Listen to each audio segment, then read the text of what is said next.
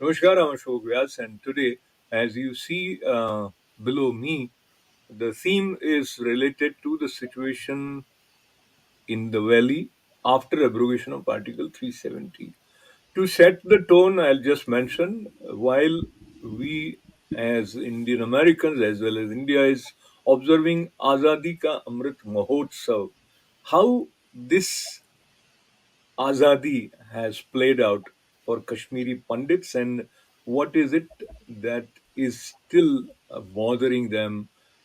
Being refugee in one's own nation is not a good thing to happen to anyone. Let me take this opportunity to welcome two important panelists who will enlighten us on this subject. Surendra, Kaulji, Dr. Sahib, joining me from Houston, Global Kashmiri Pandit Diaspora. He is the founder of that. And New York coordinator, Mohan Wanchoo from, of course, New York. Welcome.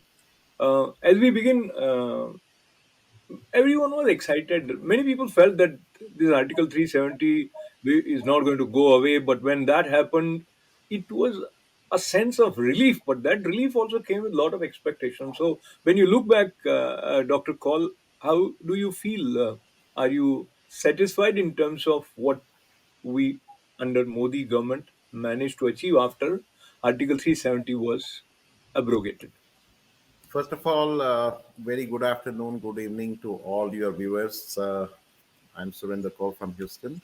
And Ashokji, thank you so much for creating awareness about Kashmir. I know you have been persistently doing programs. Well, as regards abrogation of Article 370 and 35A is concerned, so August 5th, 2019 will go into the annals of the history after the abrogation of Article 370. And GKPD actually made an analogy that this decision was equivalent to independence of India. So that was the importance of this abrogation. Now, after the abrogation of Article 370, definitely it was a very bold step by Prime Minister Modi and his ministry. But over a period of time, what we have seen, it has been almost more than almost 3 years now since the abrogation. I think government is emphasizing more on peace and development of that place, and we accept that that has to happen. But unfortunately, as regards Kashmiri Pandit community is concerned, there has been no engagement. There is no plan. There is nothing as regards we are concerned. So that is basically where for government their focus is on development and peace, but our litmus test, which is expected from Prime Minister Modi, is to re-establish this civilization that we lost after our ethnic cleansing and genocide. Yeah, So thank that you. is Yeah. the litmus test of the success of this step.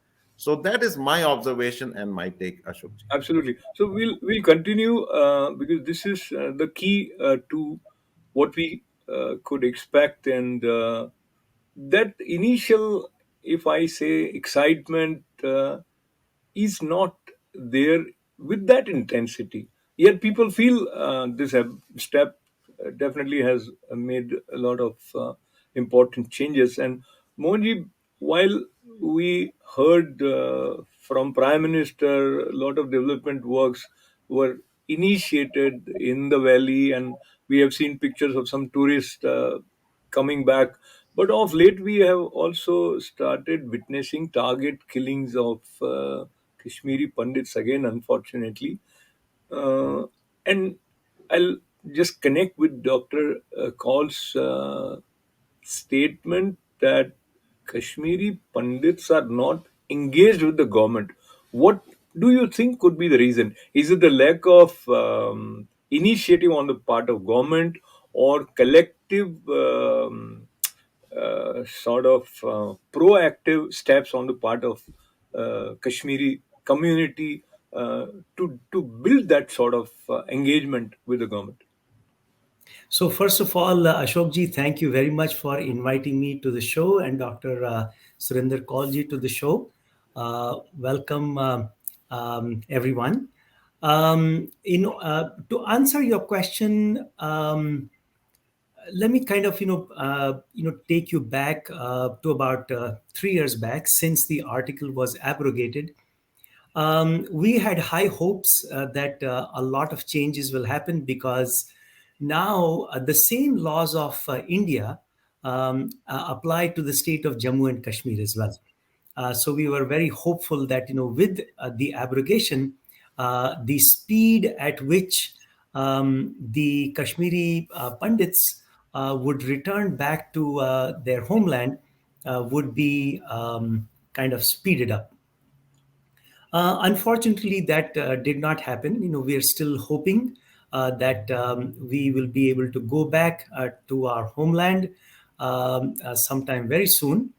Um, it seems like the government, as Dr. Surendraji mentioned, is quite focused on bringing normalcy in the state, but for some reason it has not engaged with the Kashmiri Pandit community, to the extent that we were looking for.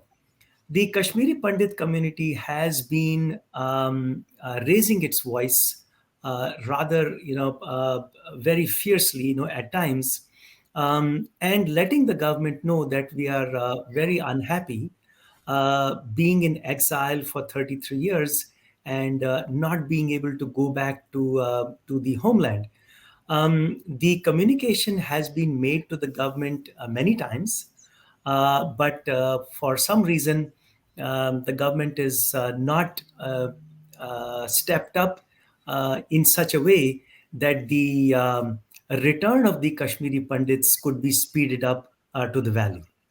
So very well, Mohanji, Dr. Sunil, for reasons which are multi-layered, many Indians were not aware about what happened in the valley.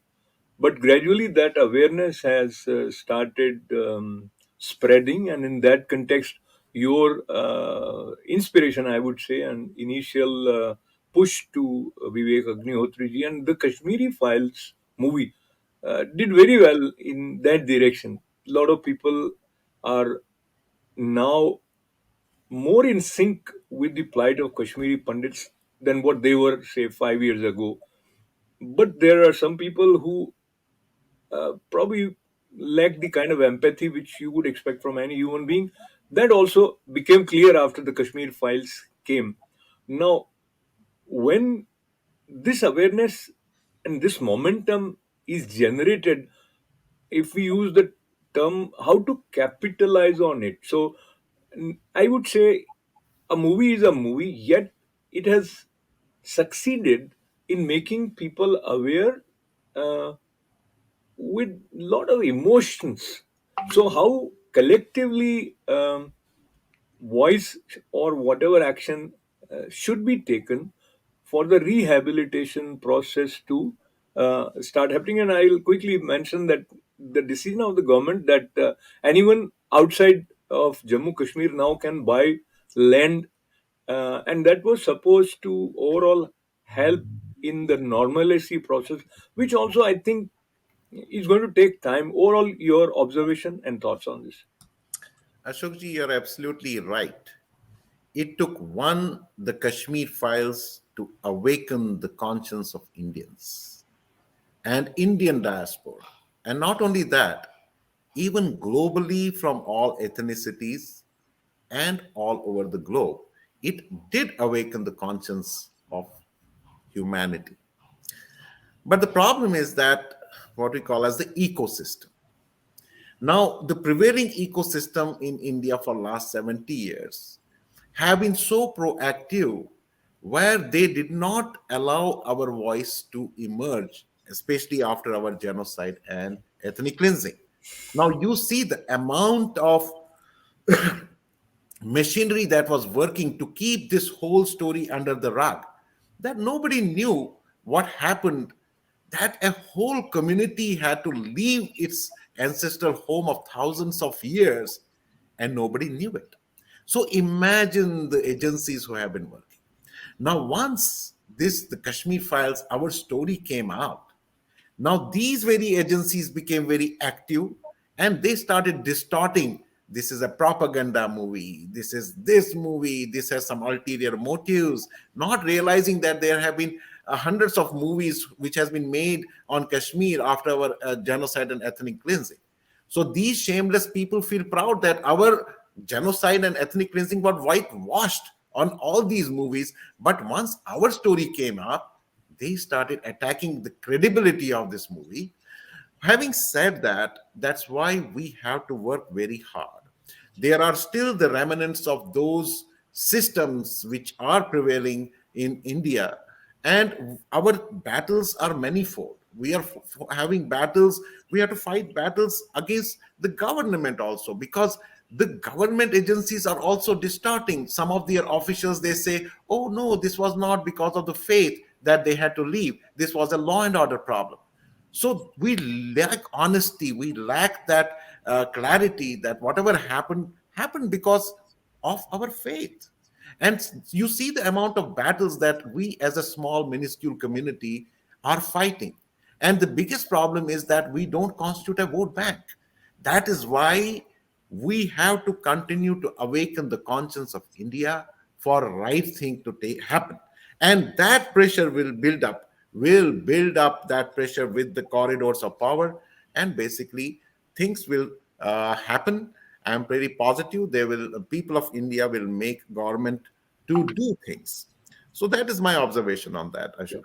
I appreciate that, Dr. Kaul. And before I connect Mohanji and you and our viewers with the upcoming event, which is significant one in this direction that will take place in New Delhi, and I'll have details from Mohanji. But I just wanted to mention, whether you are away from India, whether you have no personal direct interest, there is something which we say a sense of oneness with the community, and that sense of oneness is our strength. It is a manifestation of love and commitment. And with that, Dr. Surendra Kaulji and Mohan Wanchoo will be going to India to participate in global Kashmiri Pandit conclave. Mohanji, you are also going to be moderating a panel. Tell us a little bit about overall vision behind this conclave and what do you expect to achieve, and then I'll have the same question to Surendraji. Sure, I'll be happy to answer, and Surendraji will also give his overall perspective, because he's the chief architect and founder of the conference as well. So, just to give you, a brief highlight, the Global Kashmiri Pandit Conclave Conference has been organized by Global Kashmiri Pandit Diaspora and Jammu Kashmir Vichar Manch. It is a 2-day conclave that has been set up, organized in Delhi at the Sai Auditorium on Lodi Road. The conclave will be basically discussing the issues that face the Kashmiri Pandit community. What are the challenges that lie ahead of us? What are the things that that have been done, and the way forward? Where do we go from here? We've been in exile for 33 years. What do we do now to go back to our homeland? So, a lot of these issues will be discussed. There have been dignitaries that have been invited from several walks of life. There'll be delegates that will be coming from all parts of the globe to attend this conference. His Holiness Sadhguruji will be inaugurating the conference. And then, as Dr. Surendra Kaulji said, we will be reconnecting, with our spiritual gurus and the spiritual past. That is the strength of the Kashmiri Pandits, and that will be an opportunity for us to reconnect with our roots. As regards this conclave is concerned, after the awareness created by the Kashmir files, we wanted to hammer it out because nothing is happening. I think that for awakening the conscience of powers, the corridors of power, we may have to make 50 Kashmir files. Having said that, it looks like that nobody is interested in taking cognizance of our issues as a community. So it looks like that all doors are shut. Now, our forefathers have always emphasized on spirituality. It was the power of spirituality that we emerged from 11 families as a progeny.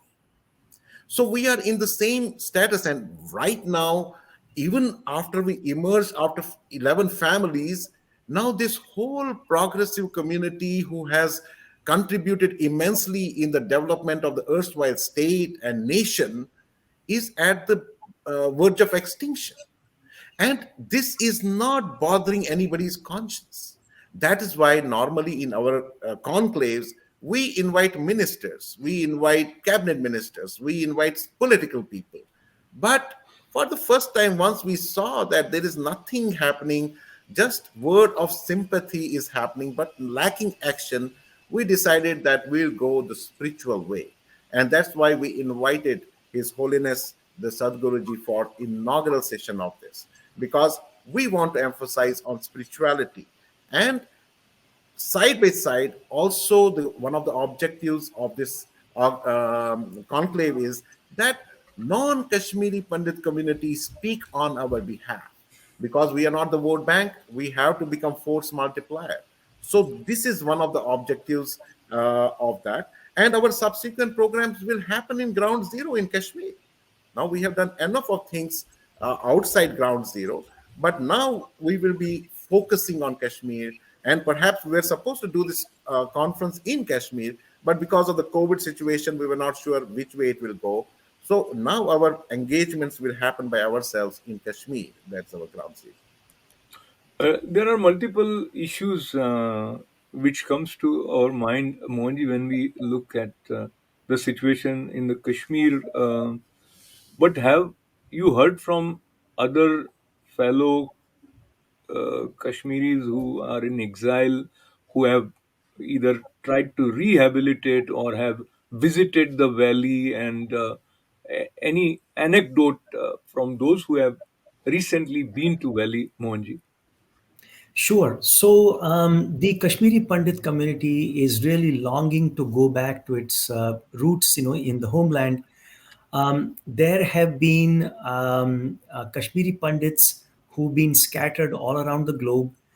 They have been visiting the state of Jammu and Kashmir and trying to reconnect, with the folks that have been left behind. They give us, first-hand information about what the situation is on the ground. There are people who are really helping the community from the camps that are in Jammu. These community members, these are volunteers who are performing, a tremendous service for the needy, etc., etc. We in the global diaspora are in touch with this volunteer group and others as well, and we're trying to help them, by sending funds, from overseas, so that they can carry out the charitable and the relief activities that they are involved in making sure that the Kashmiri Pandit community that is living in camps and living in dire circumstances, throughout the rest of India, are taken care of from a medical perspective, from a food perspective, and from an education perspective. You'll be very surprised, or maybe you will not be surprised, that there are many families that are really struggling to send their children to educate to schools. There are many families that are struggling because they don't have funds to take care of medical care. And of course, there are some families that are really struggling to put food on the table. So the global Kashmiri Pandit community is making frequent visits to the homeland and the camps, and also staying in touch and trying to help financially our brothers and sisters who've been left behind, and they're struggling, with the situation on the ground. So, With your Surendra, permission, why? Ashokji, I may add to Please, please. Mohanji's Yeah. statement. Yes, in addition to that, our 5,000 members had been to the valley under Prime Minister's employment package. Now, what happened? We have seen recently that there has been targeted killings of those, to the extent that they have come back. Many of them have come back, and for last 4 months they are in Jammu and demonstrating. And basically, uh, so basically, there is no lack of interest about going back to the valley. But problem is this a environment that they can practice their way of life? And this targeted killings has been a big setback, very big setback, that they have started coming back. So these are the challenges basically that we have to, as a community, find out solutions to these problems, because we don't have expectations from the government, but we do have hope from the government. We need to keep our hopes alive. But the question is that India has one of the best prime ministers right now. India has produced, and he has been not only the prime minister of India, but a very strong global leader. So even though we will not keep expectations from him, but we will keep our hopes alive that one day, someday, we will continue to talk about our plight. That their conscience will rise, and they will start doing and proactively figuring out what needs to be done. So, Surendraji, I must commend you on giving us a distinction between hope and expectation. I think it's a very subtle line which requires a very sensible heart to understand. I'll connect with two sides, and then we just have a few minutes to go. One, Rahul Gandhi in his tweet said, प्रधानमंत्री जी भारत जोड़ो यात्रा के दौरान कश्मीरी पंडितों के प्रतिनिधि मंडल से ने मुझसे मिलकर अपने दुखद हालात सुनाए। आतंकियों की टारगेटेड किलिंग के शिकार कश्मीरी पंडितों को बिना सुरक्षा गारंटी घाटी में जाने के लिए विवश करना निर्दयी कदम है। आशा है आप इस विषय में उचित कदम उठाएंगे। So I think this is a very valid point, even if you may agree or disagree with Rahul Gandhi on other counts, but this I think is a valid point. But then again, this being a politically sensitive issue, so while Prime Minister Narendra Modi responding or addressing in the parliament regarding president's Abhibhashan, he also alluded to Lal Chowk. He recollected 1992 when he was there to hoist the flag, and the recent happenings after Bharat Jodo Yatra. He nowhere mentioned about the current plight that is being faced. He was, if I use the term, more in a chest thumping sort of a mode, which is understandable.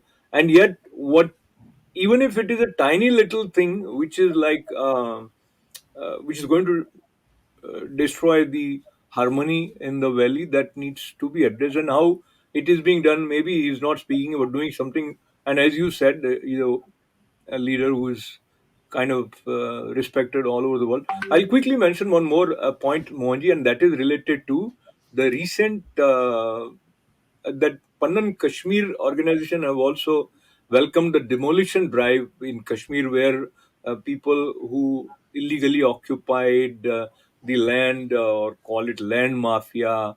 But surprisingly, the former chief minister of National Conference, Omar Abdullah, as well as Mehbooba Mufti of the People's Democratic Party, have voiced their concerns against the drive. So that is an interesting situation. If it's a government property and some people illegally occupied, what is it that they are objecting to?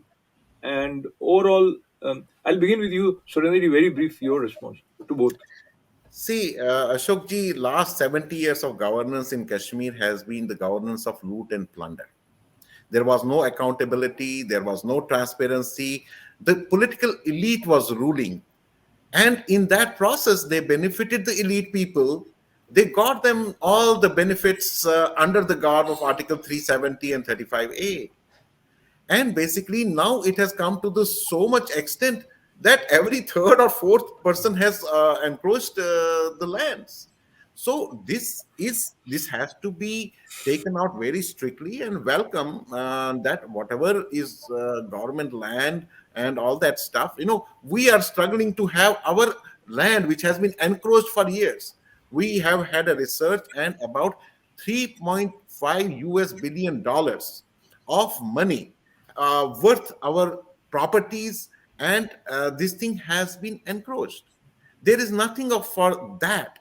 But yes, of course, whosoever is the encroacher, that is the rule of law. The JNK has to have the writ of the law, and under that, they need to do what they need to do. It's a welcoming step indeed. Absolutely. So we need firm, decisive steps, and I hope and I expect also Surendra ji from the present government, because if we want to expect them to do what is right, then who would we expect that to happen from? But of course, the time is of essence, and when the justice delayed, it is like justice denied.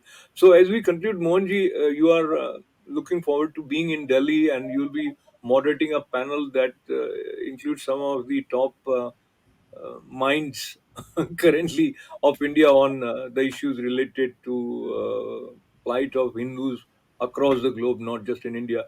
Your thoughts? What are the expectations that you have from yourself, that you collectively would be in a position to accomplish through this conclave? Brief comments, Mohanji. Sure, sure. So we have several, luminaries on this panel discussion. We have Dr. Anand Ranganathan, General G.D. Bakshi, J. Sai Deepak, and the list goes on. What we are looking to accomplish is to first understand, what are the challenges that face the community, and what is the way forward. Many times what happens is, Kashmiri Pandits may be looking at the issue from their perspective, but somebody from the outside, may be looking at the situation from a completely different perspective. So together, we will be garnering the ideas and thoughts of these political analysts and leaders, and really sincerely hoping that a lot of good can come out of this conclave, I so that think we have that a is a good, better way yeah. forward. Yeah, so that is a good point to stop. We always work with hope, and as they hope springs eternal. But it is not just hope; it is hard work, consistency, focus, and strategic steps. And with the inauguration by Sadhguru, I it want to was, make a closing statement with your permission, if you want. yeah, Basically, the current establishment is doing a yeoman service to the Indian citizens. There is no doubt about it. You see all the metrics on all the fronts. They are doing phenomenal that the Indians need to aspire for. But as regards we are concerned, unfortunately, we can always hope and pray that our community also comes within the domain of Sabka Saath, Sabka Vikas. But as very of well. now, unfortunately, it looks like that we have been written off. So I hope this will reach to the right place. I appreciate you smilingly expressing the pain and a sense of frustration which is underneath what you just said. So thank you very much for expressing it in such a dignified manner. Appreciate Dr. Surendra Kaulji and Mohan Machuri, and hope things improve. Thank you very much. Thank you for Thank you. giving a chance. Thank you. Namaskar. And on that note, once again, this is in continuation with Azadi Ka Amrit Mahotsav. So may that Amrit should reach the Kashmiri Pandit community soon. Namaste.